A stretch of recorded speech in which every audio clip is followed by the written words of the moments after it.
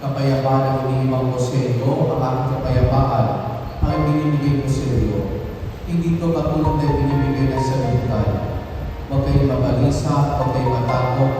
Sinabi ko na sa inyo, ako'y aalis, ngunit babalik ako.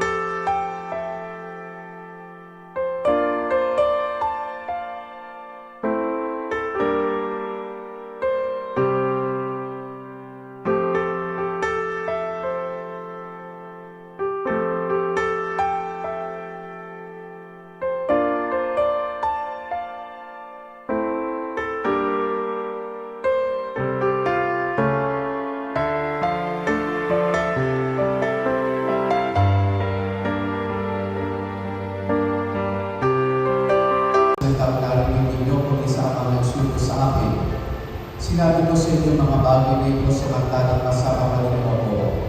Ngunit ang patnubay ang Espiritu Santo susubuin ng Ama sa pangalan ko, ang siya magtuturo sa inyo lahat ng bagay at magpapaalala lahat na sinabi ko sa inyo.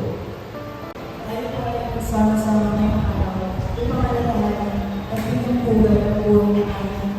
Ang hanay na si Abilina Belenda sa